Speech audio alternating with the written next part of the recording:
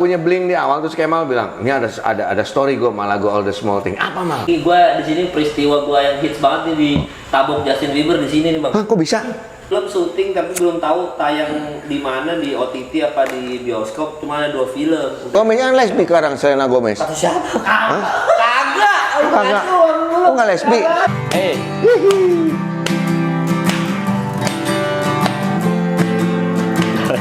Yo. All the small things to care, truth brings. I'll take one left. You're right, best trip. Always, I know you'll be at my show, watching, waiting, commiserating, saying so. I will not go through the lights of carry me home.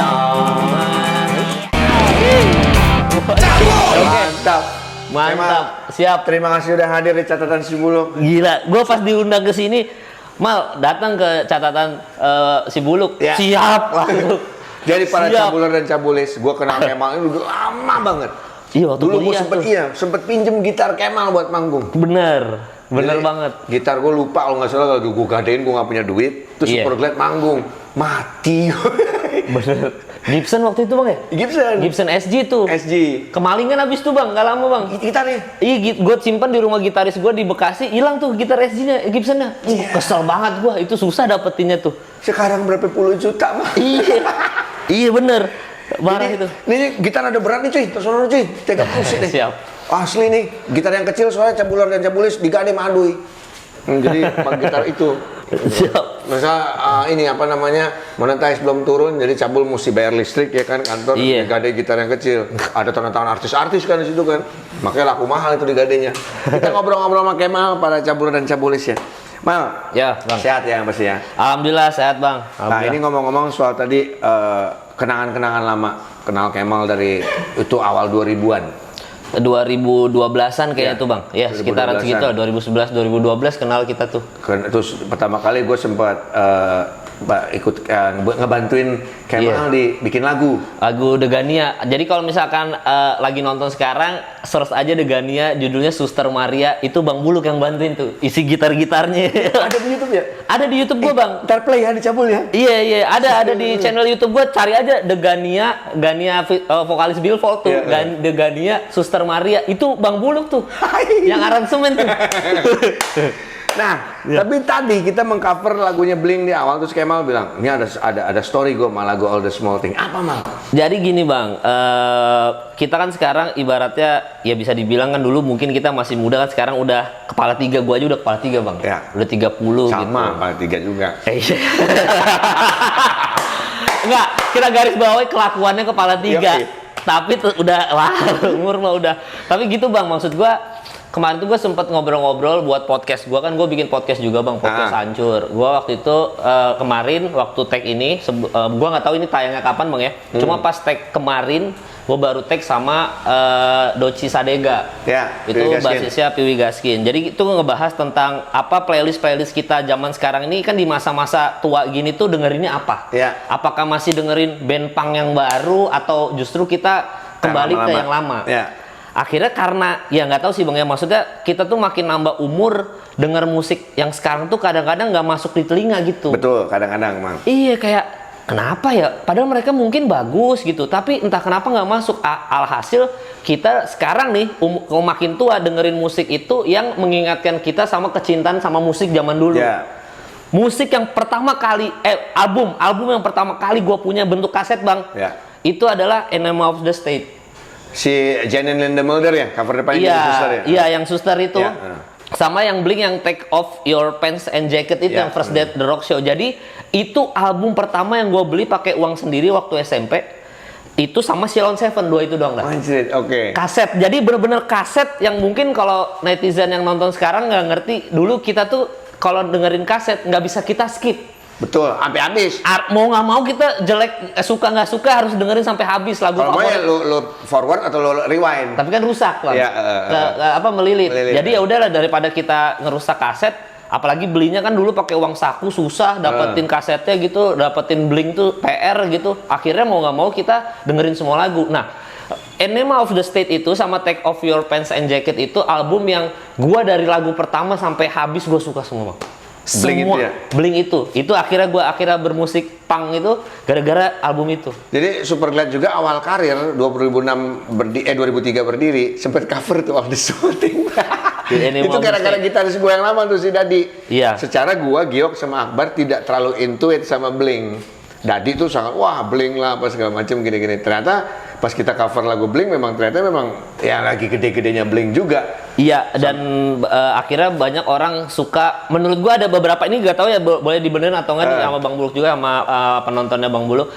Orang pertama kali ngefans sama dunia punk itu sebenarnya percaya nggak percaya kalau di era gua adalah Blink. Mau nggak mau. Kalau era lu ya mungkin. Ya, mungkin eranya Bang Buluk adalah yang gua pakai bajunya ini. Karena jujur aja Blink juga terinspirasi sama ini gitu. Musik-musiknya dengerin Misfits tuh ngingetin sama Blink jadul-jadul gitu. Mungkin ya itu bener kalau misalnya era 2000, era 90 akhir 99 2000 orang demen punk udah pasti antara dua, Blink dan si Ari Ijo. Ya enggak, Green Day udah pasti itu dua itu Green Day. Nah, kalau yang masuk ke ranah hip hop itu yang bikin semua orang akhirnya into ke hip hop adalah si Eminem.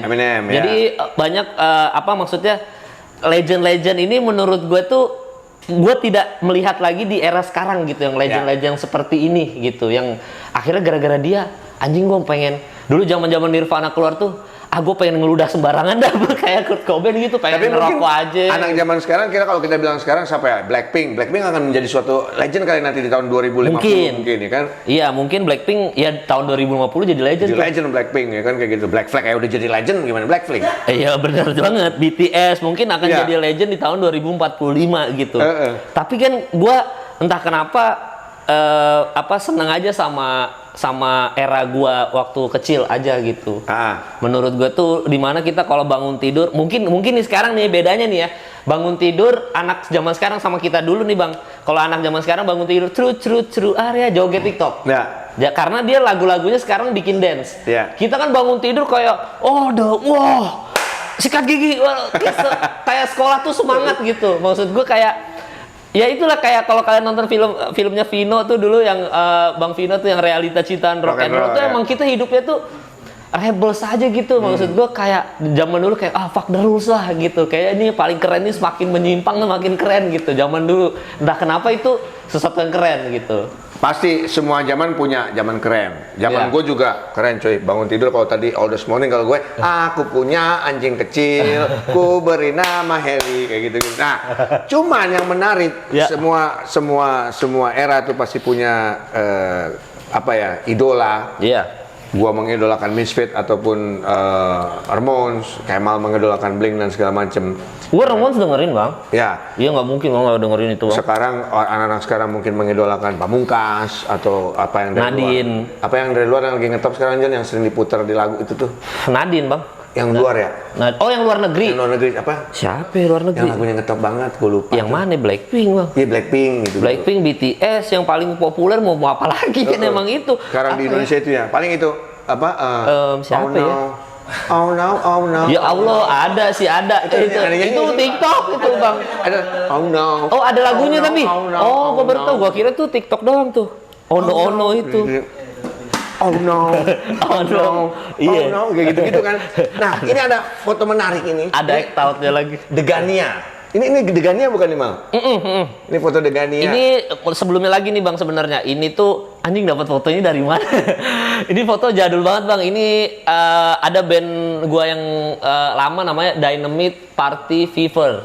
Dynamite Party Fever. Namanya iya. Jadi ini lebih jadul lagi. Gua masih main bass tuh soalnya di situ. Nih ini gue baru tahu emang diproduserin Dadi dulu. Sempat. Jadi sebenarnya Dadi Superglad ya? Iya si Bang Dadi dulu malah abis itu lebih sering bantuin si Ganianya. Karena di Firecats ini kan dulu anak-anak Piwi sering nongkrong di situ. Iya, karena Dadi juga sempat memproduseri Piwi Gaskin album pertama. Iya, sama yang Bang Jaya Rocks tuh yang Gajah Studio Gajah Studio, ya. Nah, jadi gue karena dulu Sansan Piwi itu vokalisnya itu pacaran sama namanya Jody Melani. Nah, si Jody itu temen gue dari Kalimantan Timur Samarinda Bang, teman sekolah. Oke. Dari situ makanya gue kenal Bang Dadi, Firecats tuh dari tongkrongan itu. Dari situlah akhirnya udahlah lanjutin aja terus Bang Dadi kenalin ke Bang Buluk, udah jadi Bang Buluk tuh. Nah, yang di studio di sana studio tuh. yang itu ya. Tadi apa Pondok judulnya? Gede. Suster Maria. Suster Maria. Ada, iya. Dan pertama berubah reinkarnasi jadi The Gania. Ini lu gara-gara ngefans sama Gania Billfold? Ya, jadi ini cerita lucu. Mungkin yang denger gue nggak tahu sih Bang, penonton lu nih maksudnya orang-orang musik pasti ya. Pasti lumayan, ngerti lah. Jadi dulu zaman waktu itu di Jakarta ada band favorit gua namanya Four Year Strong. Jadi gua ngefans banget sama si Four Year Strong ini di era itu. Ya. Nah, waktu Four Year Strong kesini, itu gua kayak wah anjing Four Year Strong kesini. Nah, openernya adalah si Billfold. Ya, oke. Itu pertama kali gua nonton cewek lagunya kayak gitu, ada breakdown Ya. isi core lah ibaratnya kalau kata-kata anak zaman dulu isi core gitu. Cewek tapi keren tapi cakep gitu Bang. Ya. Gue seneng aja ngeliat anjing nih cewek cakep banget ya, maksudnya musiknya tuh isi core lagi, terus dia manggungnya juga gak malu-malu gitu. Sekarang Gania tuh hijrah ya? Hijrah karena merit kan sama udah merit terus hijrah, ya semua akan hijrah pada waktunya sih Bang. Ya. Tapi Gania kalau ngobrol-ngobrol sama gua aman dong kan? Kita ngobrol-ngobrol. Gua emang nggak ada tenang ngobrolin negatif. Ini bukan Nggak ada. entertainment di sini. Iya, tapi kalau Bang Buluk ngundang Gania ke sini wah pasti rame tuh. Makanya, Doi, kita kapan ke Bandung? Kita kapan ke Bandung? Kapan lu bisa ya? Bulan depan ya. Gua bulan depan ke Bandung. Ya. Kita akan menghubungi Gania. Mudah-mudahan Gania nonton juga sekarang ngobrol bareng Kemal. Kita ngobrol-ngobrol kan. Ya, nggak usah ngomongin apa namanya. Kita ngobrol masa-masa indah ketika masih ngeband, pengen tahu gitu. Bermusik segala macam. apa Bermusik, ya. silaturahmi bermusik Nggak aja usah ngomongin gitu. polatak politik, kopit. Nggak usah udah gitu. Ini masa kecilnya Kemal ini ternyata di Samarinda. Benar, itu temennya si mantannya Sansan dulu, Ya. orang Samarinda juga. Tadi yang lu bilang itu ya, Si Jody, namanya Jody Melani, ya benar Bang Buluk. Udah kawin Jody? Itu gua nggak tahu deh tuh. Kali belum. Ada duda ini. Lu di Samarinda ini ikut bokap dulu kerja apa gimana? Apa bokap kerja di sana apa gimana? Iya, emang lahirnya di sana Bang Buluk. Oh, lahir sono. Jadi emang gua asli lahir di sana. Tapi keturunan Arab ada ya, udah pasti ya? Ada, tapi Arab-Arab Banjarmasin gitu Bang. Arab-Arab Banjarmasin ada lah tipis-tipis. Karena secara ini Arab nih. Bener, tapi sebenarnya kagak ada Arab-Arabnya, anak pungut apa ya? Jangan-jangan gua anak pungut kan ketuker gua, harusnya gua ya gitu. Jadi memang sebenarnya nggak ada Arab-Arabnya sih orang tua tuh Bang. Cuma ya udah maksud gua kelihat buyut-buyut gua, oh ternyata ada nih apa kayak syekh-syekh gitu. Ya. Kayaknya dari situ tuh darah-darahnya tuh. Di Samarinda tuh yang ngetop ini ya, lontong orari ya Pak, enak. Bukan ya? Bang. Kalau di Samarinda tuh sebenarnya gua nggak tahu ya. Samarinda tuh biasanya kalau gua makannya soto Banjar. Oh iya. Gue pernah ke Samarinda sama Om Leo berkaraoke makan tuh ikan bakar haji apa gue lupa. Iya, ikan bakar tuh enak Iya, karena Samarinda. fresh kan di sana kan. Pokoknya itu makan soto Banjar biasanya. Dulu ada juga kalau di sini kan namanya ketoprak. Kalau Iya. di Samarinda tuh namanya tahu tek-tek. Itu lebih enak menurut gua daripada ketoprak. Kayak Jawa ya ada tahu tek-tek ya. Iya, itu enak banget, Bang. Nah, lu dari Samarinda ke Surabaya. Kemana? Kuliah, bener. Kuliah di Surabaya. Kuliah di Surabaya. Pas kuliah di Surabaya, gosipnya, nggak tahu gosip apa enggak, lu ke Jakarta malah masuk IKJ. Iya, bener itu. Itu gimana? Lah itu tuh story-nya ya intinya kan waktu dulu pas SMA itu sebenarnya gua itu kan udah ngeband. Ya. Waktu SMA itu gua itu ngebandnya selalu bawain lagunya System of a Down, Toxicity. Deng teng. Ya. Itu kalau udah bawain itu udah paling keren deh Toxicity. Terus gua bawain lagunya NoFX, Radio. Oh, radio ya. Pokoknya Radio. ya itu bawa NoFX, gue bawain NoFX gitu-gitulah intinya. Sampai ada SID masuk album pertama dia yang Pang Hari Ini, Ya, Putar Rock City. Putar Rock City. Dari situ udah kita selalu cover lagu SID, NoFX dulu zaman dulu, Blink termasuk, System of a Down, Endang Sukamti, Bau Mulutmu, masih itu. Jadi gue udah ngeband tuh dari situ, Bang. Udah ngeband lah ibaratnya. Ada sesekali hip hop juga karena pada zaman itu breakdance lagi hits. Ya, naik lagi. Lagi naik lah, breakdance lagi naik. Terus ada beberapa hip hop gitu, apa rapper datang dari Malang apa. Akhirnya kita bikin musik hip hop aja deh gitu. Terus kita kan, wah tapi kita ngeband punk nih. Udah nggak apa-apa, bikin aja gitu. Akhirnya ada nge-rap juga waktu di Samarinda dulu, namanya Borneo Clan. Wah. Nah dari situ, gue ngerasa kalau jiwanya udah seniman nih gitu, Bang Bul. Padahal gue anak IPA tuh. Gue pernah, ini true story, ini percaya nggak percaya, anak IPA gue pernah masuk kelas akselerasi waktu SMP, jadi percepatan 2 tahun. Cuma gue lebih milih jadi anak OSIS sama jadi atlet basket daripada percepatan 2 tahun. Jadi gue nggak mau masa SMP gue lebih cepat dari temen gue. Akhirnya gue keluar dari situ, gue nyadar bahwa keinginan gue untuk tampil di depan umum ini udah mulai ada nih Bang. Jadi anak OSIS kan, apalagi anak OSIS, udah paling show off di depan siswa-siswa gitu kan, anak OSIS nih gitu. Pas lulus, gue masih ngikutin perintah orang tua bahwa ya udah ngambil teknik lah yang berhubungan sama IPA. Gue ngambil teknik informatika. Nah pas di teknik informatika ini, di situ gue nyadar kalau ternyata masa depan gue tuh udah nggak bisa di drive sama orang tua gue lagi Bang. Nah, harus gue yang nentuin sendiri. Betul. Jadi dari situ gue inget banget tuh waktu di Surabaya gue jual handphone Flexi, dulu masih ada handphone Flexi tuh. Gue jual buat beli tiket kereta api ke Jakarta ke rumah keluarga gue di sini diam-diam. Gak bilang orang tua di Surabaya ya? Gak bilang, mereka tetap anggap gue kuliah di Ubaya Universitas Surabaya itu sampai gue semester 6 di IKJ itu mereka ngira masih kuliah di situ. Wah parah itu Bang, gue bener-bener, jadi duit tetap masuk, tapi gue udah masuk IKJ. Lu IKJ ngambil apa waktu itu? Seni pertunjukan. Wajib, oke. Jadi gua teater, minornya ngambil FFTV penyutradaraan, penulisan skrip gitu-gitu. Jadi gua diam-diam udah kuliah di IKJ nih, diam-diam semester 6 baru orang tua gua tahu, itu habis gua dimaki-maki Bang. Wah itu yang semua kata-kata sumpah serapa orang tua tuh yang zaman-zaman maling kundang tuh keluar semua tuh. Anak durhaka. Wah udah Bang, pokoknya kamu nggak sukses, nggak ada rezekinya, hidup kamu nggak diridoi, apalah keluar semua. Tapi gue cuma ngomong ke orang tua kayak ya udah pokoknya ini keputusan aku lah gitu, maksudnya percaya aja. Maksudnya kalau kita tuh ngikutin hati nurani bisa jauh lebih sukses daripada kita setengah-setengah, mending totalitas. Ini bidangnya duit mah pasti ada aja. Gue cuma bilang gitu. Berapa tahun kemudian setelah gue, walaupun gue nggak lulus ya IKJ Bang, berapa tahun kemudian gue ikut stand up komedi, gara-gara dari IKJ juga gue ikut stand up komedi. Terus habis itu sekarang setiap pulang ke Samarinda selalu, wah anak mama, teman mama mau foto nih gitu Bang. Percaya nggak percaya, padahal orang tuh udah nyumpahin gue tuh teman-teman nyumpahin gue tuh Bang. Iya. Berarti ya emang terkadang bener kata Kemal, gue setuju sih. Kalau memang lu terkadang ya, bukan berarti gue melawan orang tua, tapi terkadang orang tua tuh mungkin ada kesalahpahaman tentang persepsi untuk anaknya menjadi apa. Terkadang anaknya tidak ingin menjadi A, dipaksa menjadi A. Anaknya pengen jadi B soalnya. Nah, contohnya kayak Kemal, dipaksa untuk menjadi apa tadi? Teknik informatika, tapi memang passionnya Kemal lebih ke seni dan segala macem. Ketika bisa membuktikan sama kayak gue di Apren, mana dikasih zaman gue ngeband, itu lagi era itu di anak band dibilang crossboy, morpinis, nggak bakal dikasih. Gue suruh kuliah akuntansi, waduh, enggak. Sedangkan gue cinta SMP dan SMA, program gue saking sayang sama sekolah dulu. SMP gue 4 tahun, SMA gue 4 tahun, karena gue demen. Bang itu lu aja bikin ulah Bang. Udahlah, mau gimana lagi Bang Bul. Udah. Ini di mana nih Mal? Kapan nih? Apa itu? Ini waktu ngeband dulu awal-awal. Jadi ini sama Degania? Lain, ini yang Bang Dadi itu yang Dynamite Party Fever. Ini gue masih semester 1 kuliah, tuh masih begitu. Tapi udah IKJ apa Ubaya nih? Udah IKJ semester 1. Oke. Jadi ini udah di Jakarta, terus gue ketemu anak-anak ini, teman-teman main gara-gara nonton konser apa ya waktu itu ya, gue lupa tuh. All Time Low atau apalah zaman dulu dah. All Time Low. Zaman dulu akhirnya sama ini Angels and Airwaves.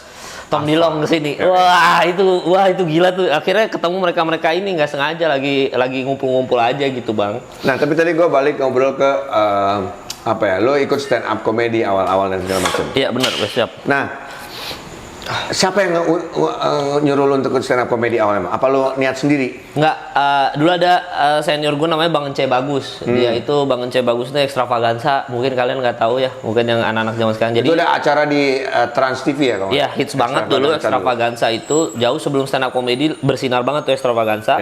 Nah, sebelum Opera Panjava juga kan. Nah, Bang Ence ini jadi ceritanya itu ikutan stand up comedy di situ. Dan gua itu lagi kelas monolog, Bang. Jadi lagi kelas ada namanya ngapalin Kucing Hitam 9 lembar, jadi suruh acting monolog di atas panggung sendirian, nggak dibantuin sama teman-teman dan nggak boleh salah kata-katanya. Nah pada saat itu Bang Ence bilang, kalian kan lagi kelas monolog nih, kalian kan belum pernah dilihat penonton kan?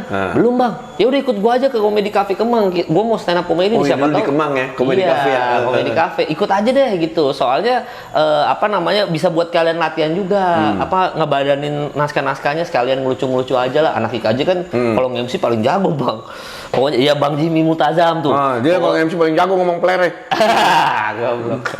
Jadi emang udah itulah pokoknya anak IK aja nih kan kalau nge-MC udah paling bacot lah, udah paling keren gitu. Jadi ayo. Nah pas berangkat di sana hokinya adalah ada Raditya Dika sama Panji Pragiwaksono di situ. Dan ada orang dari Kompas TV. Ya. Nah pas gua stand up di situ ternyata gua lucu. Agak bokep sih memang materinya, cuma lucu. Lu apa waktu itu awal ceritanya? Gue lupa. Ya pokoknya orang Arab tititnya kayak gitu-gitu deh. Okay. Pasti dah itu dah berubah. Orang Arab nih tititnya begini-begini, paling gede apa ya pokoknya gitu-gitu lah. Enggak jauh-jauh dari stigma orang Arab gitu. Ya selalu gitu kan. Nah, terus habis itu gue di situ lucu, langsung Kompas TV itu nyamperin gue. Pertama Radit sama Panji, lucu-lucu gitu. Habis itu si Kompas TV nyamperin gue, katanya besok ada audisi stand up komedi Indonesia season kedua. Season 2. Ya, karena season pertamanya kan Ernest Prakasa gitu-gitu. Oh ya boleh. Iseng ikut gue ke sana. Adik gue season berapa ya? Emang ikut bang? Akbar. Akbar siapa? Ali Akbar? Akbar Kobar. Oh Akbar Kobar. Season berapa dia? Oh itu mah season 1. Season 1 ya? Bang Akbar. Iya, itu season 1 tuh. Oh iya ya, sering dimirip. Itu adik beneran Bang? Atau ade-adean doang? Ade-adean doang. Karena mirip ya? Karena mirip yang kabar. Iya bener-bener. Nah, terus nah udah abis dari situ gua iseng ikut audisi keterima. Itu gua lagi mau Kucing Hitam terus nggak lama mau skripsi. Jadi gua masih sambil kuliah lah. Udah Kucing Hitam udah selesai, audisi, gua naik semester 7 menuju ke penulisan skripsi. Nah pas gue di situ ternyata gue harus dikarantina gitu bang. Ternyata gue keterima harus dikarantina, bla segala macam sampai ke 3 besar juara 3. Ya udah terbengkalai lah itu kuliah udah. Gua akhirnya malah ke stand up komedi karena sebenarnya gue mau nyelesain bang. Gue udah mau nyelesain skripsi tapi kan dosen kesenian tuh Bang Buluk gimana ya bang ya? Maksudnya pola pikirnya beda sama dosen biasa. Gue di kampus diginiin sama dosen gue. Udah lu bisa nyari duit, udah terkenal, nggak usah kuliah lah, ngapain digituin sama dosen gua langsung, oh gitu pak, kan oh gitu pak, iya nggak usah lah lu kuliah, ngapain lu sarjana mau jadi dosen emang digituin. Ya udah kalau gitu saya nggak usah sarjana gitu. Akhirnya gua nggak lanjutin skripsi gua. Akhirnya lo fokus ke stand up comedy. Fokus ke stand up. Nah, ini menariknya gini, Cabuler dan Cabulis ya. Ketika Kemal fokus ke stand up comedy, malah semesta iya maksudnya apa? Mendukung ya. Berpihak kepada Kemal. Sampai akhirnya lu pas ikut si stand up comedy season kedua lu menang ya? Juara 3 ya. Juara ketiga ya? Juara 3 bang. Itu pas season kedua sampai akhirnya Kemal namanya sebesar sekarang. Ngomong-ngomong soal stand up, gue dulu dipaksa friend suruh ikut stand up. Kalau nggak salah tuh yang hubungin gue Soleh Salihun. Lu mesti ikut stand up nih. Ada yang mirip sama lu soalnya gini. Jadi gue ikut stand up dipartnerin sama Akbar gue dulu di Kompas TV, gue ingat banget. Oh iya terus bang? Partner berdua sama Akbar. Udah wah lucu. Nah pertama kali gue ikut stand up di situ. Pertama gue solo dulu sendirian sebelum sama Akbar. Gue kagak ngerti stand up sama sekali dan segala macem. Akhirnya gue ajak Awe dulu. Iya Awe. Awe karena dia mengurus Super Glad Hero waktu itu. Bantuin lu kan ngerti lu gini-gini kan. Diajarin lah sama Awe. Jadi yang gue stand up materi yang gue tahu kayak main burung lah, ya kan. Yang kayak gitu-gitu ngebahas tentang olahraga gitu. Jadi kayak yang standarnya olahraga yang bener tuh sebenarnya main burung, friend. Lu mesti naik sepeda, pagi-pagi bangun, lari, ngelepas burung, nepok-nepok, gini-gini. Ya kan, yang kayak gitu-gitulah. Sebenarnya gue nggak ngerti-ngerti amat stand up gitu, tapi akhirnya dari situ gue melihat gue penonton stand up sejati, friend, karena gue seneng ngeliat stand up.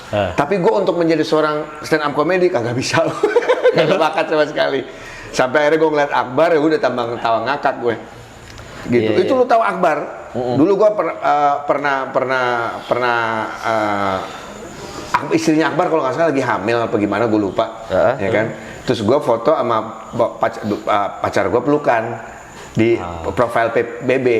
Oke, terus itu Akbar sempat WA, profile BB-nya bisa ganti nggak? Kenapa emang istriku cemburu loh? Yang segitunya. Emang gua ada foto berdua Akbar, ntar gua kirim lalu lihat nih, mirip nih. Belum pernah diposting kan? Nah, gue posting nih foto berdua Akbar. Gitu. Nah, kalau ngomong-ngomong masalah stand up, lu biasanya bikin materi gimana sih? Iya, jadi kalau gue bang bikin materi itu emang kalau dulu zaman-zaman awal-awal stand up tuh gue sering dibilang komika absurd gitu bang. Jadi memang materinya itu nggak ada juntrungan, emang caur aja kayak nge-MC ngasal-ngasalan gitu, emang goblok-goblokan aja gitu. Cuman gue tuh di situ tuh jadi gini, ini pembelajaran juga Bang buat kita, buat yang lagi ngerekam, buat yang lagi nonton juga. Sebenarnya itu kadang-kadang kita tuh jadi orang yang berbeda tuh dalam pengertian misalkan mayoritas seperti ini terus kita out of the box sendiri itu lebih gampang bersinar gitu. Dan itu memang teori yang emang dilakukan sama semua orang bahwa kadang-kadang sesuatu hal itu kita jangan ngikutin tren, tapi kita gimana caranya keluar dari tren. Di saat itu semua trennya adalah materi stand up komedinya adalah observasi. Jadi observasi semuanya itu observasi yang gua bingung ya kenapa orang-orang Jakarta kalau macet klakson observasi lah, observasional. Nah gua kan nggak begitu, gua materinya absurd, goblok-goblokan, ngomongin T-Rex lah, pembuatan film dinosaurus tuh kayak gimana, pokoknya di luar nalar deh gitu. Di situ gua kayak anjing ini sesuatu yang fresh. Emang secara image kayak lu goblok mal gitu, tapi fresh di mata penonton. Akhirnya gue terkenal cuma gara-gara itu. Awalnya begitu gue keluar dari stand up comedy Suci 2 itu gue bukan dimusuhin sih Bang jatuhnya. Apa kayak lu mah bukan stand up comedian, lu mah pelawak aja udah gitu. Maksudnya nggak ada teori, nggak ada apa, gue dimusuhin. Nah percaya nggak percaya akhirnya begitu gue dimusuhin justru itu menginspirasi orang lain ternyata untuk bikin stand up yang absurd juga. Ada namanya Viko abis itu. Viko Fariza, ada Coki Pardede juga, abis itu ada Indra Frimawan. Jadi nggak by the book ya? Nggak by the book, jadi emang asal stand up aja lah gitu. Pokoknya itu ada kan sebenarnya stand up comedy itu bisa ada teorinya, bisa dipelajarin. Nah akhirnya gue pikir kayak wah udah deh, gue absurd-absurdnya nih karena untuk kompetisi aja. Gue tuh awal-awal waktu pas stand up itu gue disuruh Ernest Prakasa, dia mentor gue Bang. Terus dia bilang bikin materi itu nggak bisa kayak gitu, bikin materi itu harus yang bener, yang rapi segala macem. Gue ikutin, pas gue ikutin langsung masuk ke zona eliminasi gue.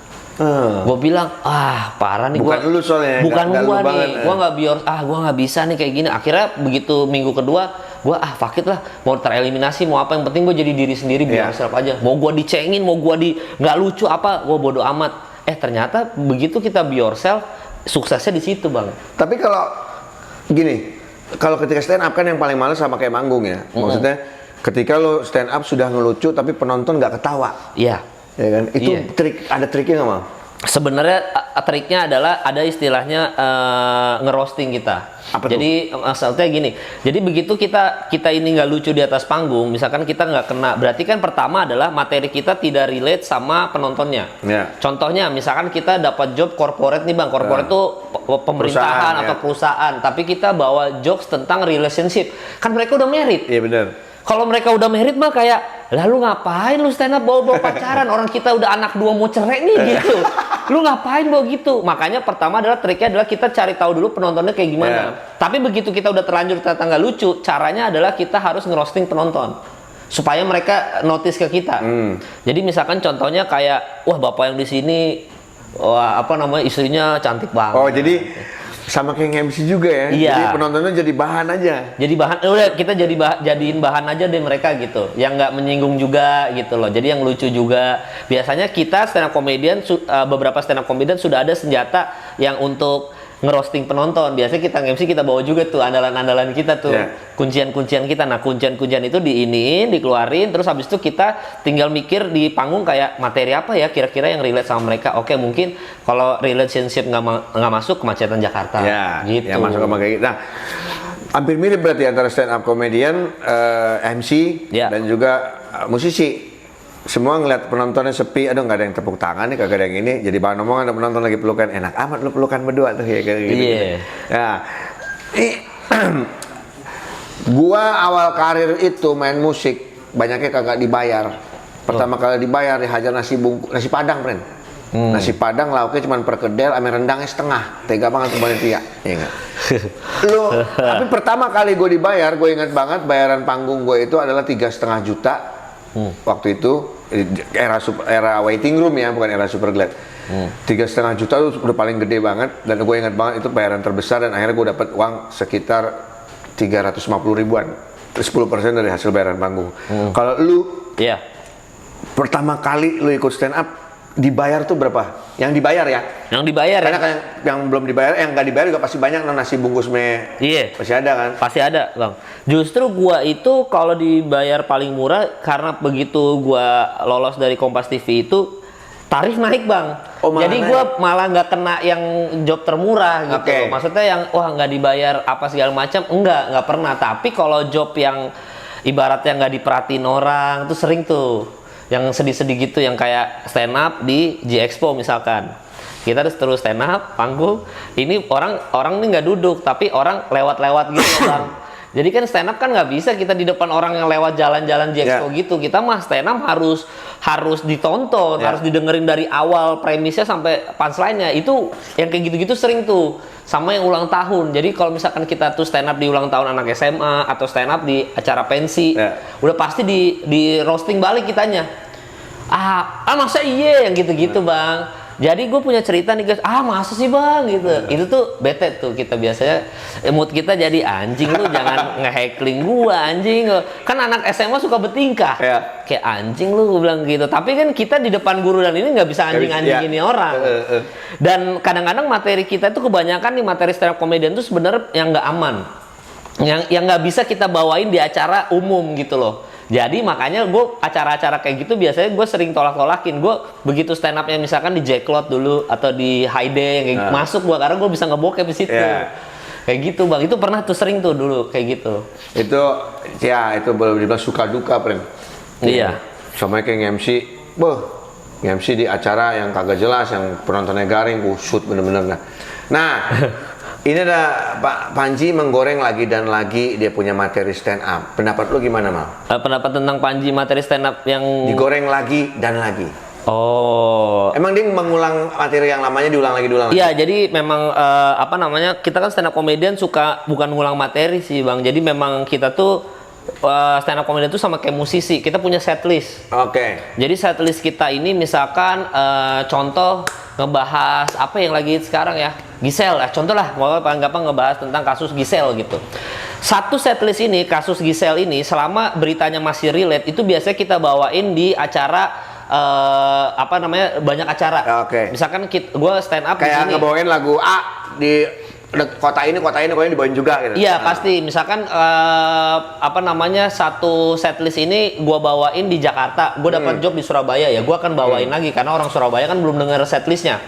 Jadi emang setlist ini jadi stand up comedian itu susahnya adalah merangkum materi ini bang. Jadi begitu materi ini udah sakti semua, misalkan ada 10 tema udah sakti semua nih, ini biasanya kita bawa untuk cari duit kemana-mana dulu nih, muter-muter sampai akhirnya hangus semua materi ini, semua orang udah tahu, baru kita bikin materi baru lagi, biasanya gitu. Supaya gini bang, gue tuh vakum stand up, gue kan sempat vakum kan, jadi yang berteman sama Young Lex, kan sempat vakum dan gue baru tahu Young Lex juga ada kelas gue di IKJ gitu. Banyak orang yang bilang kayak udah nggak usah temenan sama Young Lex lah, ini aja balik ke stand up comedy aja.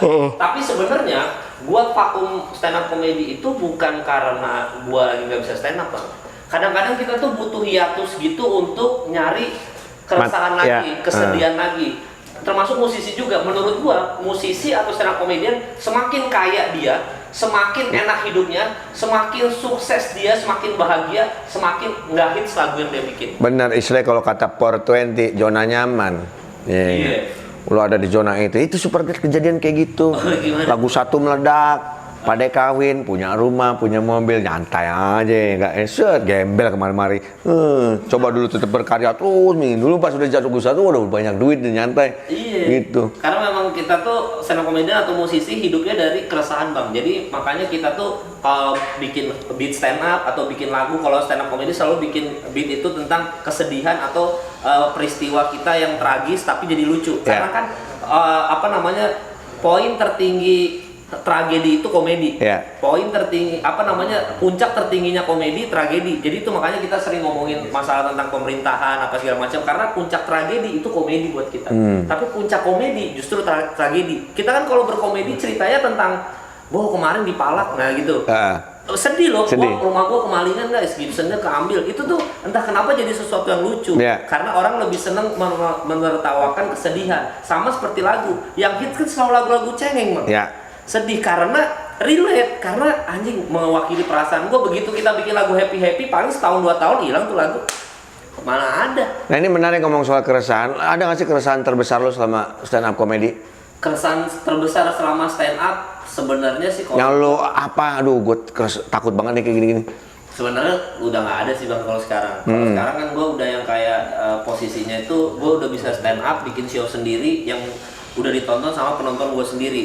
Gitu. Jadi maksud gue udah bisa ngomongin apa yang terjadi di diri gue ke penonton gue dan mereka menikmati dan mereka ketawa. Gitu loh. Jadi memang belum keresahan stand up komedi itu gue belum ada, justru yang ada itu keresahan hidup. Anjir. Iya, keresahan komedi nggak ada bang. Keresahan hidup gue.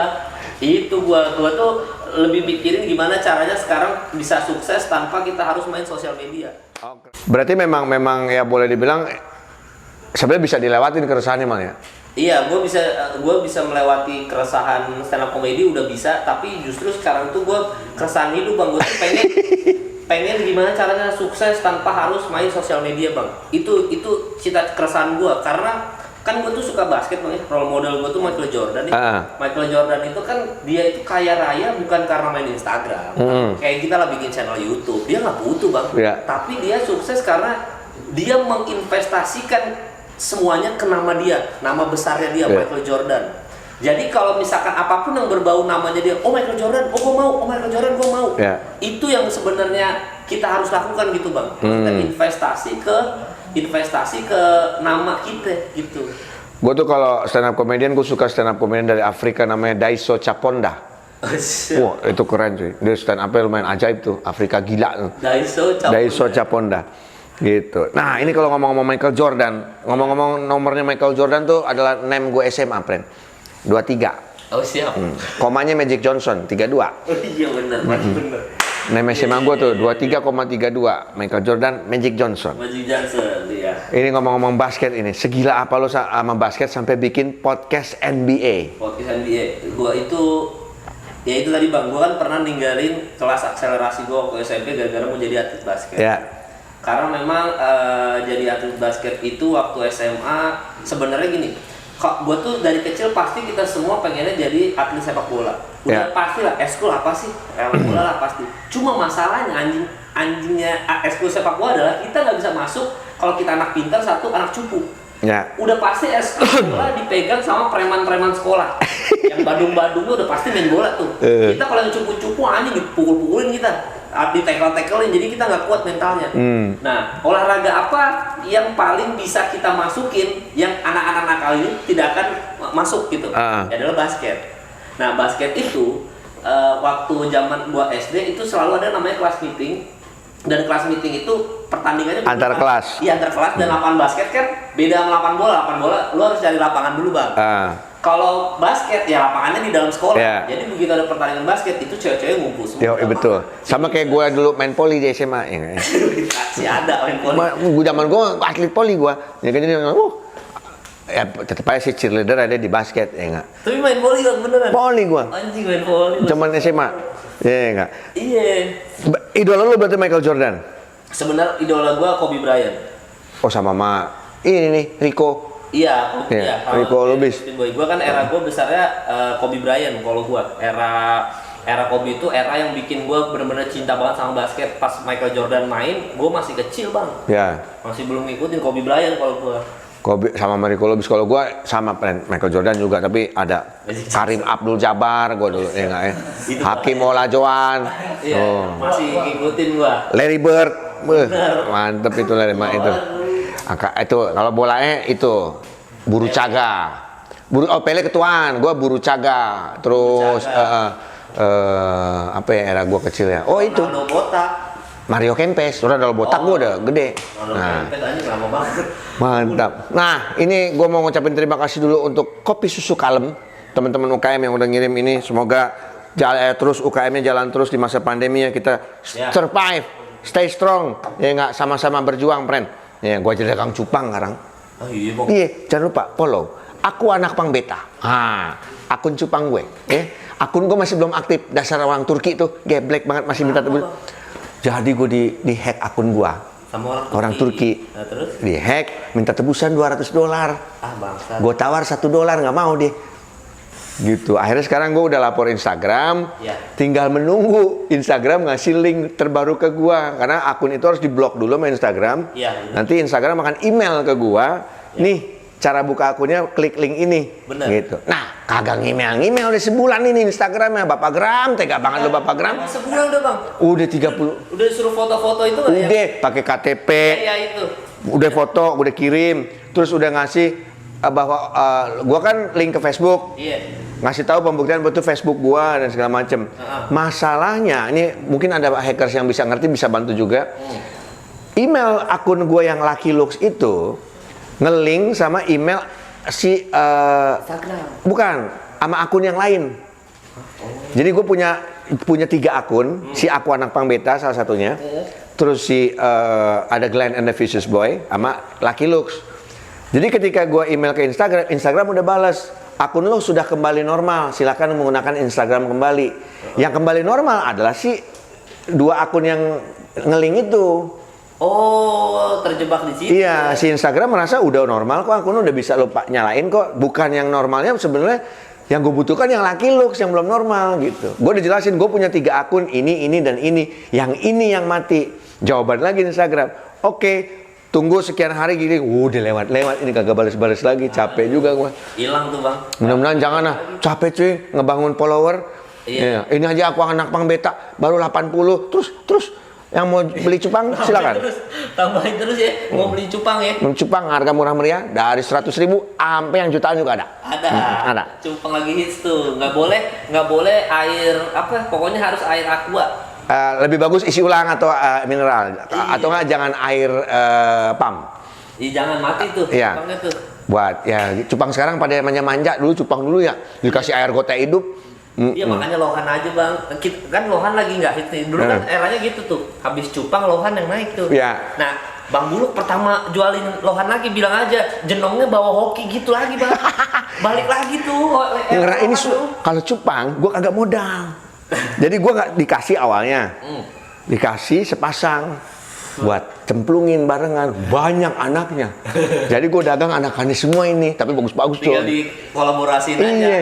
Gitu. Ya. Gitu. Aku Anak Pang _beta. Ayo editor. 80 followers langsung follow biar banyak ya. Cing di sini. Nah, ini lu di mana nih Staples Center? Oh iya, Los Angeles bang. LA. Ini Lakers berarti ya? Iya, karena Lakers ini lagi NBA All Star Weekend 2018 ini. Ini gua di sini peristiwa gua yang hits banget nih ditabok Justin Bieber di sini nih bang. Hah, kok bisa? Oh nggak tahu ceritanya bang? Nggak tahu weh. Kalau netizen ini malah ditabok Justin Bieber nih tabok gitu bang. Jadi waktu di Staples Center ini kan gua Kurang ajar Justin, berani-berani swipe aneh nih. Wah, hajar pakai. Ini aneh Justin nih. Anjing goblok.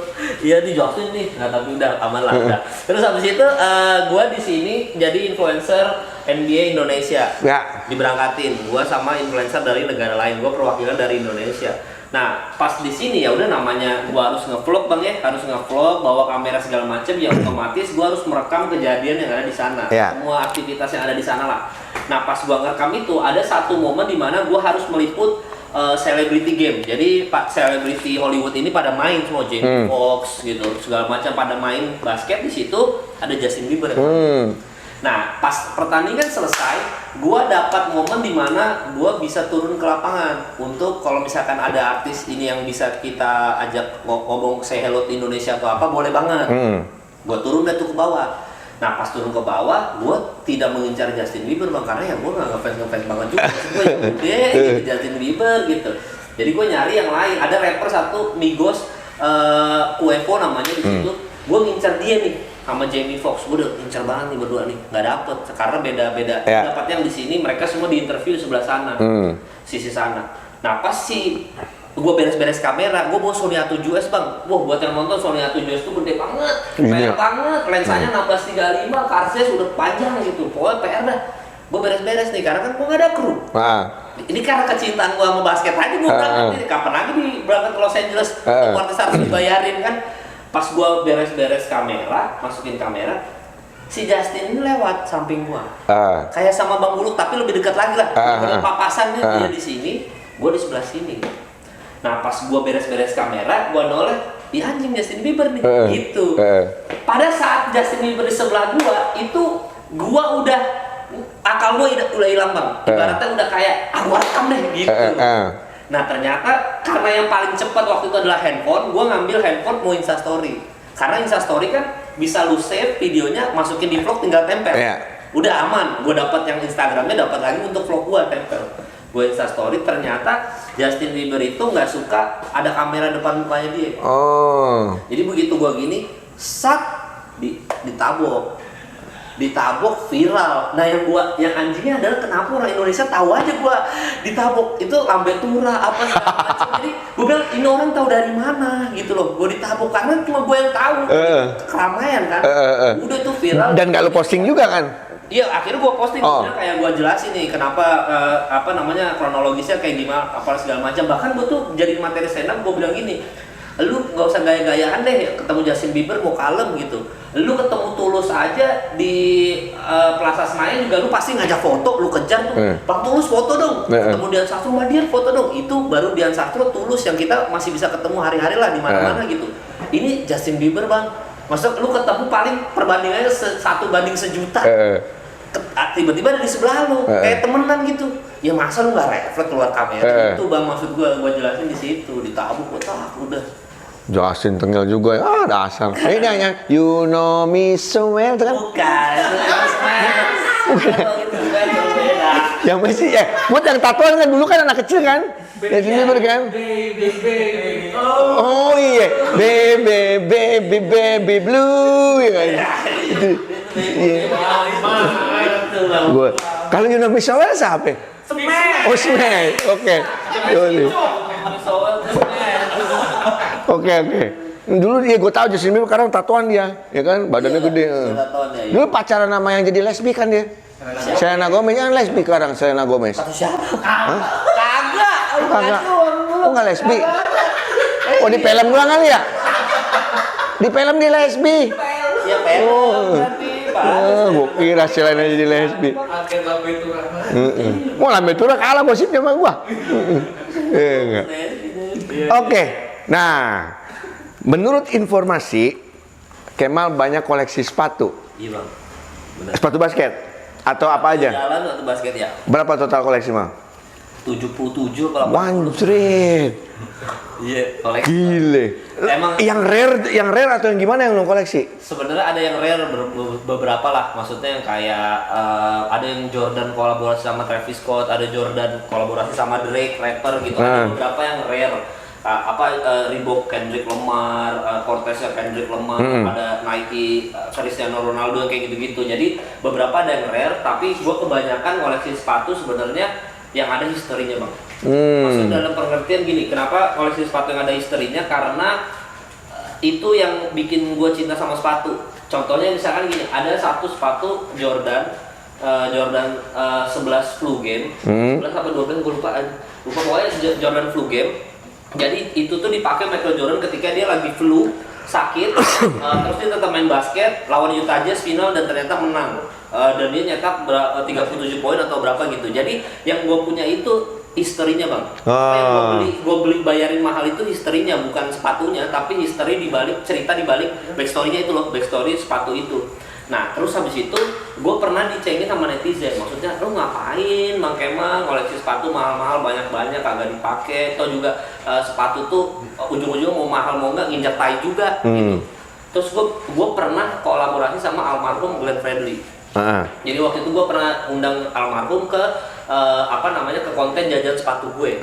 Di situ Glenn Fredly itu ternyata ngefans juga sama sepatu Michael Jordan. Air Jordan tuh dia ngefans. Dan dia waktu konser dia yang di Istora yang dia nyanyi Kasih Putih nangis, dia tuh pakai Jordan 3. Seri yang ketiga. Terus gue tanya, "Kenapa tuh Bang Glenn itu beli Jordan? Kenapa lu ngefans sama Jordan?" Gini Mal, kata Bang almarhum. Dia bilang, "Kita itu kan kalau mencari rezeki melangkahkan kaki pakai alas kaki. Pakai sepatu," kata Bang Glenn. "Kita tuh kalau meeting emang lu pakai sendal?" "Kagak, Bung Glenn." "Pakai sepatu kan?" "Iya." Nah, gua tuh pengen setiap gua melangkahkan kaki gua manggung, nyari rezeki, energi sepatu, histori sepatu ini sampai ke gua spiritnya. Michael Jordan itu adalah menurut gua pemain greatest of all time, pemain terbaik sepanjang masa menurut almarhum dia bilang. Gua tuh pengen seperti Michael Jordan, nama gua diingat terus. Nama gua Glenn Fredly selalu diingat, mau kayak gimana tuh selalu diingat orang. Nah, gue pengen spiritnya kesuksesan Michael Jordan tuh nyampe di gue. Itu makanya gue melangkahkan kaki pakai Jordan supaya kesuksesannya Jordan tuh sampai ke gue malah. Itu filosofinya begitu. Gue dari situ, wah, Bung Glenn dalam juga filosofi tentang sepatu doang. Nah, makanya gue makin kesini beli sepatu yang ada historinya.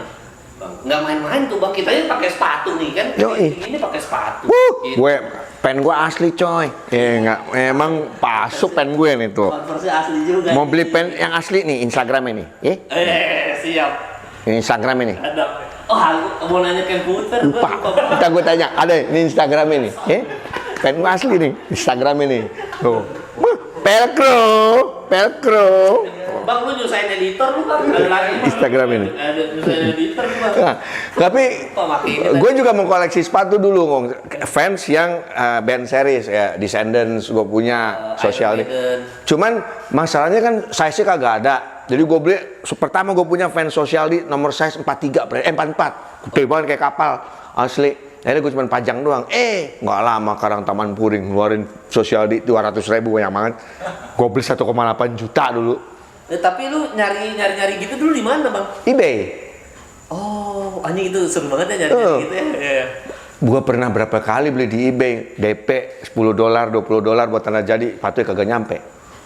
Akhirnya gue sekarang tahu dari teman, ini yang terpercaya nih, deng. Jadi gue lewat situ terus. Sepatu lu paling rare apa bang? Dari band apa atau kolaborasi band sama apa gitu? Gue punya bukan dari band sih. Jadi gue punya Vision Streetwear yang logo V pertama kali keluar, udah rusak. Oh. Itu gue beli cuman karena sepatu itu dulu gue SMA pakai itu terus. Yeah. Nah sekarang gue nggak mungkin pakai juga karena sepatu udah jelek banget. Jadi gue beli itu cuman gue taruh di kaca doang. Itu percaya nggak percaya bang? Lu kalau jual sekarang mungkin harganya puluhan juta tuh bang. $1.800. Iya. Sekarang. Nah, sepatu itu bang, itu sebenarnya apalagi kita musisi misalkan musisi kan suka ngoleksi fans kolaborasi sama apa misalkan sama pokoknya banyak kan itu kolaborasi band sama apa sepatu apa gitu kan. Itu kalau kita koleksi sekarang bang, kita tahan investasi kayak emas. Harganya bisa cepet naik kayak Vespa, investasi Vespa. Makanya lo beli sepatu. Siapa tahu Camp Footwear 2057. Langka, Pren. Wah, anjing lama banget ya. Gua tenarnya sama kayak Blackpink tuh, 2057.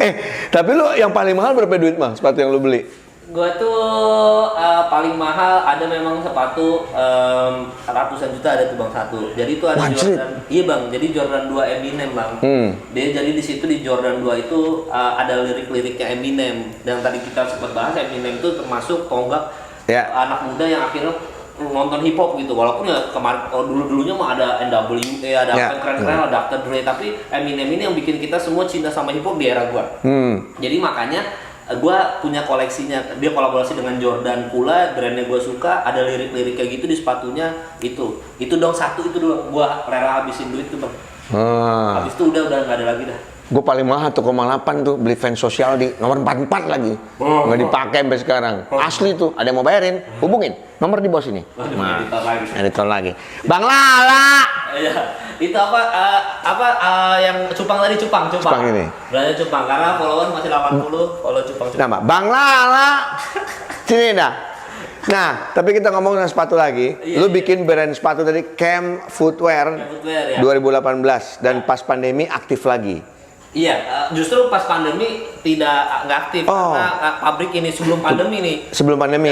Iya, jadi gue bikin sepatu Camp Footwear ini Bang Bul. Oke. Iya. Masih tapi udah jalan sampai sekarang. Masih jalan. Dan ini ada banyak campnya ada kepanjangan juga. Apa tuh? Keep 'em Mat. Keep. Keep 'em. Oh, keep 'em. Mat. Nah, maksudnya tetap bikin mereka marah. Oh, keep 'em Mat. Oke, coba handphone gue mana Bang Lala? Oh, itu. Jadi tetap gua tuh kenapa bikin sepatu Ini sama si Dokter Tirta ya? Sama Aji ini yang bukan yang punya sih, yang bantuin Kompas lah ibarat. Oh, gue kira Dokter Tirta fotonya. Tirta Dokter sama Aji ini berdua. Oh iya, yang bantuin gua. Iya, dulu Tirta belum setenan sekarang. Iya. Karena belum ada Covid. Itu buat itu stand up tuh. Bahan stand up. Dokter Tirta nggak akan terkenal kalau nggak ada Covid. Begitupun Cabul. Tapi teman-teman. Nggak akan ada kalau Covid ada. Catatan sih belum tercipta karena Covid-19. Lalu gue penasaran, bentar. Sit. Apa itu? Nggak, bentar. Ning. Ya, neng, neng, neng, neng, neng, neng, neng. Nah, neng, neng, neng, neng. Bentar. Ini, ya sinyalnya bleek lagi. Ya sinyalnya, kok bleek nih sinyalnya nih. Tolong, bentar. Ding, ding. Enggak. Oh iya benar. Oh tukang HP. Kepada pecabuler dan cabulis ada sahabat gue Dewer King Dewer yang menjual HP-HP berkualitas dari yang baru hingga yang nggak baru. Tapi dia punya harga miring. Seperti nih, gue dapat ini nih dari King Dewer. Yeah. Oh, oke. Yang ingin pilih sepatu fans silakan ke Hey Johnny. Nggak ini dia. Thank you Bang Lela. Supaya Hey Johnny, kameramen gue, produser gue butuh sepatu pants juga. Kesian deh beli pen Taman Puring, tega banget. Ya ilah. Aduh, gitaris Speak Up, gitaris Superglad, produser Setan dan Sibuluk. Pants Taman Puring. Hey Johnny kasih aduh. Kameramen gue, ya ilah. Masa begini? Coba. Astaga naga. Bikin malu cabul aja. Makanya sendal. Atau nanti dari Camp Footwear bisa kali ya enggak?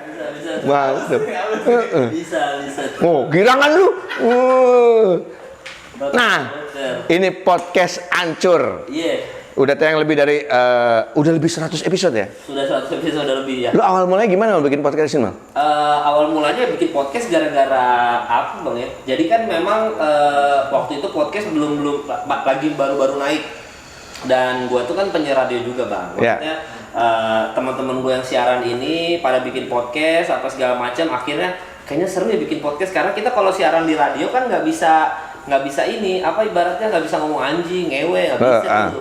Di podcast dong kita bisa begitu. Akhirnya bikin podcast itu untuk mengeluarkan apa namanya omongan-omongan yang tidak pernah kita omongkan di dalam radio. Ya. Awalnya gitu, jadi gua ajak penyiar-penyiar juga, ada Patra Gumala itu pernah bikin directornya Superglad. Iya, Henona. Yang ada Gofarnya. Iya sih, Patra Gumala. Yeah. Itu satu ada Dias Danar, penyiar Gen FM juga. Sama satu lagi ada Randika Jamil, anak stand up juga, penyiar Lex FM dulunya.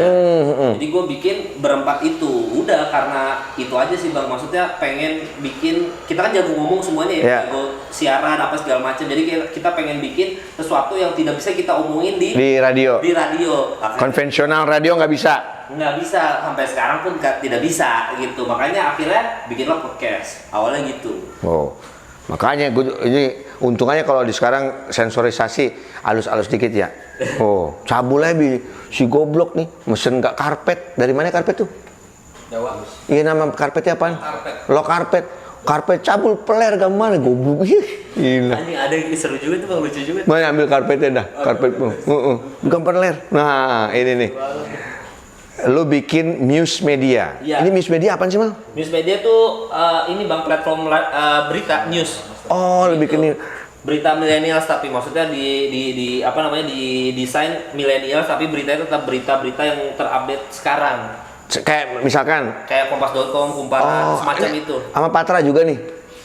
Udah, ini kolaborasi podcast ya, kebetulan. Oke. Gua kolaborasi juga dengan Muse Media. Gitu. Jadi bikin Muse Media ini awalnya gara-gara pandemi. Ini ambil sisi positif pandemi ya, jadi kita lebih berkreasi sebenarnya. Walaupun kagak ada duitnya, tapi kreasinya bagus. Tapi podcast jadi ada duitnya. Jadi selama pandemi ini kan kita tuh kerjaannya di rumah doang, terus nge-repost berita-berita kayak misalkan ada sering banget tuh selama pandemi berita bisa sholat taraweh, imamnya COVID, nggak bilang, akhirnya positif COVID ke semuanya, OTG tuh, makmumnya semuanya. Nah, berita-berita kayak gitu kan sering banget tuh selama pandemi tuh, gara-gara deket sama bulan Ramadan. Jadi ya gue pikir daripada gue ngasih traffic ke orang, gue nge-repost apa berita-berita orang, mending gue bikin akun media sendiri. Keluarlah Muse Media gitu. Oke, tapi ngomong-ngomong soal COVID, para cabul dan cabulis yang terhormat, dalam beberapa bulan ke depan COVID mengulang tahun, friend. Iya, mau anniversary. Jangan lu selamatin. Waduh, udah gitu kita bulan April akan menunaikan ibadah puasa. Iya benar. Bulan April ya kan. April, ya. Jadi akan udah 2 tahun nih, mudah-mudahan udah bulan April udah mulai rada renggang ya. Gosip-gosip katanya mau ada perpanjangan PSBB lagi. Aduh, akhirnya makin mau metah aja. Iya, Iya. gimana lagi bang, buat sebagian orang menghasilkan duit bang. Iya, buat sebagian orang menghasilkan duit, buat kebanyakan orang gembel. Iya. Mendingan PSBB loh, Pendidikan Sejarah Perjuangan Bangsa. Siap. Iya. Daripada PSBB. Iya. PSBB ya bang ya. Pendidikan sejarah buluk banget. Wah, bener lagi. Iya enggak. Pendidikan seks buluk banget. Buluk banget tuh. Iya, pendidikan seks tuh. Tapi emang bang buluk puasa bang? Alhamdulillah. Oh, iya. Gue pasti tidur jam 7 pagi. Iya enggak. Habis sahur gue nonton tuh Netflix. Set. Oh, iya, siap. Tidur jam 7. Bangun setengah 7. Iya enggak. Pas bangun orang udah pada buka. Udah hidup. Puasa Pol. Iya enggak. Ini kagak diterima bang. Tiap hari gue friend. Masih ada puasa begitu. Udah 4 tahun gue puasa ini. Tiap hari. Iya karena pandemi nggak ada duit ya. Enggak. Tidur jam 7 bangun jam setengah 7. Oh iya tetap. Kecuali syuting cabul gue nggak puasa. Karena gue mesti bangun siang. Aduh, Gitu. akhirnya ini ada nilai positifnya. Ini positifnya. Iya, tapi Iya. gue seneng tuh legend-legend bikin akun YouTube gitu. Kayaknya dulu bikin YouTube diceng-cengin, sekarang legend-legend pada bikin YouTube tuh seru aja gitu. Iya, gue nih kalau kagak ada ini tim-tim ini Iya. udah bengong, Iya. manggung kagak, mau tur super glad mal kita mana Jawa Barat, Jawa Tengah, Jawa Timur, Bali. Jawa Barat baru setengah kota, baru 2 kota, tiba-tiba ting informasi pandemi, udah paling 2 bulan doang. Ternyata manjang kan, wah bulan ketiga udah nggak ada apa-apaan, nggak ngapa-ngapain. Ini kita ngapain nih, hidup bagaimana nih, wah puyeng ngobrol-ngobrol ketemu Thomas Meadoy. Iya. Kita bikin channel YouTube yuk. Apaan? Talk show. Waduh, bisa nggak ya? Diajar aja deh. Jimmy mau udah bikin brand. Ya udah, bikinlah nih catatan si Buluk. Ya, enggak. Akhirnya bang ya. Akhirnya. Lu sempat berantem sama kru gitu nggak yang kayak ini gimana nih bayaran kru gitu-gitu? Ada berantemnya? Nyantai, cabul kurang gratis. Jadi kagak ada Gue seneng nih. underground. Underground. Musiknya pang. Gue seneng banget. Kameramen terserah. Dia udah banyak duit. Yang ini kameramen 1. Kameramen 2 yang punya tempat ini. Punya tempat ini. Oh, mau gratisan berarti bang ya? Gue pinjam ntar, gue pinjam. Kamera pada punya. Oh iya. Produser tuan tanah. Oh iya. Kontrakannya banyak. Oh jadi nggak ada grup WhatsApp kan? Waktu itu gue pernah denger tuh ada grup WhatsApp musisi semua bilang gimana nih kesejahteraan kru segala macem. Lah gimana orang musisinya juga dagang somai? Nah di sini dicabul terbalik. Gue dihidupin sama dia orang. Siap. Nih, rokok habis.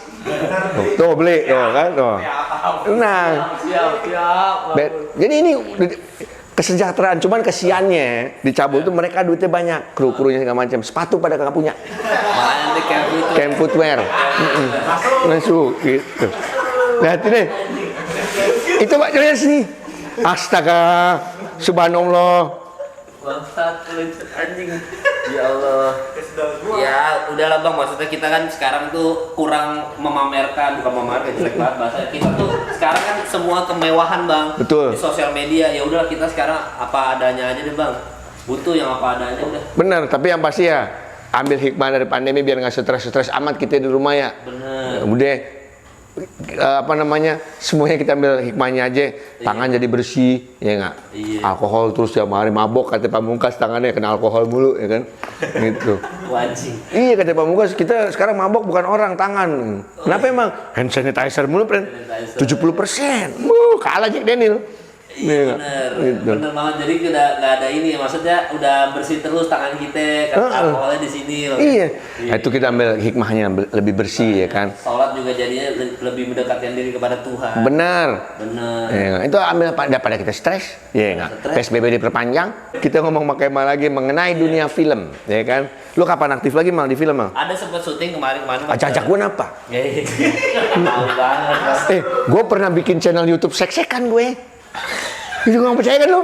Anjing. Oh mau lihat? Lu lihat nih apa namanya? Weekend Project. Gue pernah main tuh sama yang gede-gede. Iya. Banyak viewers itu bang. Jutaan, Bren. Oh iyalah pasti. Gituan, jutaan. Cabul 120.000, 30.000, tega amat Pak deh. Paling tinggi tuh 300.000. Iya konsistensi aja tuh bang, bisa nanti mah. Tapi nggak apa-apa, ntar gua ajak deh kalau gua udah punya PH sendiri bang ya. Amin. Bisa gue kalau main-main film doang mah bisa lah. Acting, bisa. Ya jadi bapaknya Dilan gitu ya. Oh bisa. Jadi saingannya Dilan juga bisa. Siapa ya? Ceweknya? Milea. Milea. Ya. Seumuran bang ya, milihnya sama Om aja. Iya, seumuran sama PD baiknya. Iya, ya udah nanti dah banyak-banyak tuh bang. Tapi belum lagi rencana. Ada 2 film syuting tapi belum tahu tayang di mana, di OTT apa di bioskop. Cuma ada 2 film udah syuting. Tapi memang sudah tinggal tayang aja. Ya. Cuman karena lagi kondisi kayak gini. Nggak tahu mau tayang di bioskop apa mau tayang di yang kayak Netflix atau Disney Hotstar. Judulnya boleh dibocorin?